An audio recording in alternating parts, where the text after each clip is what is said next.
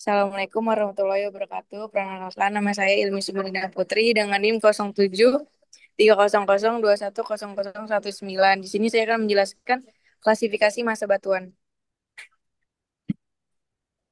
Outline yang dibahas ada tiga, yaitu konsep klasifikasi masa batuan dan pengukurannya. Yang kedua, peranan klasifikasi masa batuan pada kestabilan lubang bukaan bawah tanah. Yang ketiga, ada klasifikasi masa batuan, RKD, RMR, Key System, GSI, MRMR. Yang pertama ada konsep klasifikasi massa batuan dan pengukurannya, yaitu metode yang digunakan dalam geoteknik untuk menilai kualitas dan stabilitas batuan berdasarkan berbagai parameter, seperti kekuatan dan kondisi kekar. Pengukuran ini seperti RMR dan key system yang membantu dalam perencanaan dan pelaksanaan proyek konstruksi serta penambangan. Lalu ada sistem klasifikasi massa batuan dari RMR ini, yaitu ada mengukur kualitas massa batuan berdasarkan beberapa parameter termasuk UCS, RKD, jarak dan kondisi diskontinuitas dan kondisi air tanah. Lalu klasifikasi RMR ini dibagi menjadi 5, yaitu Very Good Rock dengan 81 sampai 100, Good Rock 61 sampai 80, Fair Rock 41 sampai 60, Poor Rock 12 sampai 40, Very Poor Rock less than sampai 20. Lalu ada SMR, yaitu digunakan untuk menentukan nilai kemiringan lereng. Nilai ini ditentukan dari nilai yang digunakan untuk menilai stabilitas lereng. Lalu JSI, yaitu metode untuk menghubungkan konstanta dari keterangan kekuatan batuan untuk kondisi geologi yang berbeda. Lalu parameter yang dipertimbangkan dalam klasifikasi ada 4, yaitu ukuran dan bentuk bloknya, di mana mempengaruhi stabilitas massa batuan. Lalu ada kekuatan geser antar bloknya, yaitu menentukan interaksi antara blok-blok batuan. Lalu kondisi diskontinuitas ada jarak, orientasi, dan kondisi diskontinuitas berpengaruh pada perilaku massa batuan. Lalu ada kondisi air tanah, yaitu mempengaruhi tekanan dan stabilitas massa batuan.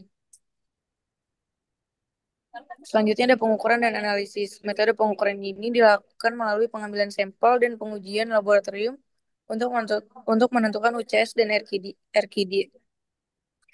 Observasi lapangan untuk menilai kondisi diskontinuitas dan air tanah. Lalu analisis stabilitasnya menggunakan data klasifikasi untuk menganalisis potensi kegagalan dan merencanakan langkah-langkah mitigasi.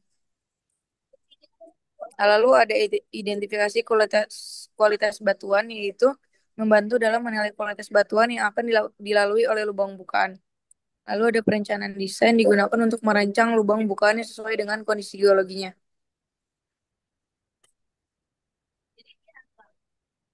Selanjutnya ada analisis stabilitas, yaitu memungkinkan agar lebih akurat dan memahami kondisi batuan. Pengolahan risiko ini membantu mengidentifikasi area berisiko tinggi yang memerlukan perhatian khusus, serta pengambilan keputusan yang lebih baik dalam pengelolaan risiko selama konstruksi. Yang terakhir ada pemantauan dan evaluasi, yaitu berfungsi sebagai dasar untuk pemantauan kondisi lubang bukaan terhadap kondisi batuan, dapat membantu dan mendeteksi perubahan yang dapat mempengaruhi kestabilan. Lalu ada klasifikasi massa batuan, yaitu RKD, di mana RKD adalah ukuran kualitas batuan yang dihitung berdasarkan persentase panjang inti batuan yang utuh. Nilai RKD ini dari 0% sampai 100%, di mana yang lebih tinggi menunjukkan kualitas batuan yang lebih baik. RKD digunakan untuk menentukan kelayakan dan stabilitas lubang bukaan. RMR yaitu adalah sistem klasifikasi yang menggabungkan beberapa parameter termasuk RKD, kekuatan batuan, kondisi permukaan, dan orientasi bidang patahan. RMR ini memberikan nilai yang dapat digunakan untuk menilai stabilitas massa batuan dan merencanakan desain penyangga. Nilai RMR ini dibagi menjadi kategori menunjukkan kualitas massa batuan dari baik hingga buruk. Ada key system, yaitu metode klasifikasi yang menggabungkan parameter seperti RKD, jumlah bidang patahan, dan kondisi permukaan. Sistem ini menghasilkan nilai key yang digunakan untuk menilai stabilitas dan menentukan desain penyangga yang tepat. Key system sering digunakan dalam proyek tambang dan terowongan.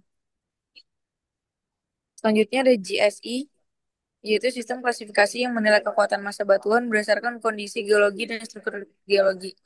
JSI mempertimbangkan faktor-faktor seperti jenis batuan, kondisi permukaan, dan orientasi bidang patahan, dan digunakan untuk memperkirakan kekuatan dan stabilitas massa batuan dalam konteks geoteknik. Yang selanjutnya ada MRMR, yaitu modifikasi dari RMR yang mempertimbangkan faktor-faktor tambahan seperti pengaruh air dan kondisi lingkungan. Sistem ini memberikan penilaian yang lebih akurat terhadap stabilitas massa batuan dalam kondisi tertentu. MRMR sering digunakan dalam analisis risiko dan perencanaan proyek geoteknik. Berikut adalah daftar pustaka. Next. Next. Terima kasih. Kurang lebihnya mohon maaf. Wassalamualaikum warahmatullahi wabarakatuh. Stop.